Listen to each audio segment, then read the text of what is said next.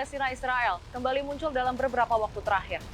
Hal tersebut dipicu oleh serangan Hamas kepada Israel di wilayah selatan jalur Gaza pada 7 Oktober 2023 silam. Serangan tersebut sebagai bentuk respon dari rakyat Palestina dari penderitaan yang dirasakannya selama bertahun-tahun.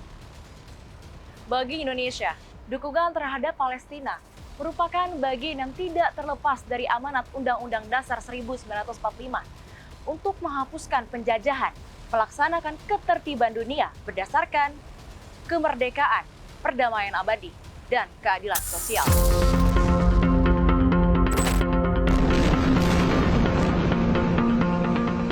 Indonesia sebagai negara yang memiliki posisi diplomatis sangat mendukung perjuangan dan kemerdekaan bangsa Palestina dari pendudukan oleh Israel di beberapa wilayahnya.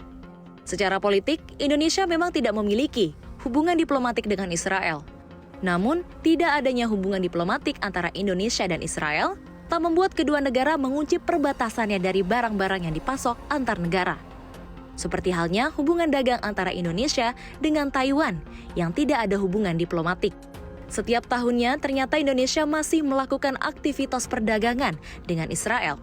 Hal ini terbukti melalui data ekspor-impor antara Indonesia dan Israel yang dicatat oleh Badan Pusat Statistik. Meski bukan tergolong negara pemasok barang impor terbesar ke Indonesia, transaksi impor produk-produk Israel ke Indonesia bernilai miliaran rupiah setiap tahunnya.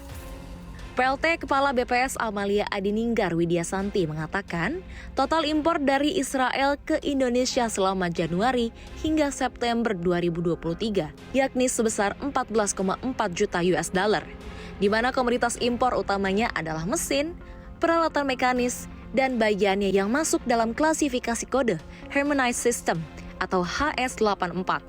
Lalu perkakas dan peralatan dari logam tidak mulia yang masuk dalam kode HS82, serta mesin, perlengkapan elektrik, dan bagiannya yang tergolong HS85.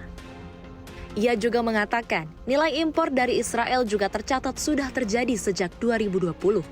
Pada tahun 2020, nilai impor dari Israel sebanyak 56,5 juta US dollar. Pada 2021, nilai impor dari Israel sebanyak 26,5 juta US dollar. Dan pada tahun 2022, sebanyak 47,8 juta US dollar. Tidak hanya itu, hingga kini Indonesia masih terlihat membeli produk persenjataan yang dibuat atau dirancang oleh Israel. Hal tersebut dilakukan karena produk alutsista persenjataan Israel dikenal dengan kualitas yang mumpuni dan juga harga yang kompetitif. Terlebih lagi mengingat anggaran pertahanan Indonesia yang tidak besar, namun memiliki kebutuhan yang besar, membuat pembelian persenjataan dari Israel menjadi solusi untuk memenuhi kebutuhan pertahanan nasional. Pada tahun 2020, BPS mencatat nilai impor untuk senjata dan amunisi HS891 sebesar 1,33 juta US dollar. Peristiwa pengepungan total yang dilakukan Israel kepada Hamas membuat masyarakat membuka kembali catatan sejarah soal konflik Israel-Palestina. Salah satu sorotannya ialah terkait kekuatan militer Israel. Menurut data SIPRI Arms Transfer Database pada Maret 2023, Israel dinobatkan sebagai eksportir senjata terbesar ke-10 di dunia, menyumbang 1,4% dari penjualan senjata global selama periode 2018 hingga 2022. Merujuk pada Reuters dan Times of Israel, ekspor persenjataan Israel menembus 12,5 miliar US dollar pada tahun 2022, atau sekitar 196,3 triliun rupiah, di mana nilai tersebut lebih tinggi 9,6% jika dibandingkan dengan 2021 sebesar 11,4 miliar US dollar.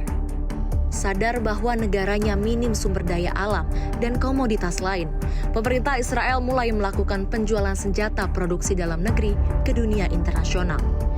Menarik namun ironi, dalam riset oleh Anthony Weinstein, yakni The Palestine Laboratory, How Israel Export the Technology of Occupation Around the World memaparkan, selama menjalani bisnis senjata, Israel menjadikan Palestina sebagai laboratorium. Yang artinya, konflik Israel-Palestina Difungsikan Israel sebagai sarana uji coba persenjataan Israel yang bisa dijadikan alat promosi saat menjual senjatanya. Ketika itu berhasil, maka akan bisa menarik lebih banyak negara untuk membeli senjata Israel. Terlebih lagi, anggaran pertahanan Indonesia yang tidak terlalu besar namun memiliki kebutuhan yang besar pula membuat Indonesia kadangkala harus membeli produk atau rancangan buatan Israel. Dan juga Indonesia kan tidak memiliki hubungan diplomatis secara resmi dengan Israel. Maka dari itu, Indonesia mengandalkan pembelian produk-produk Israel menggunakan metode pihak ketiga atau produsen berlisensi atau perusahaan milik Israel yang tidak di Israel. Dari Jakarta, Tim Liputan CNBC Indonesia.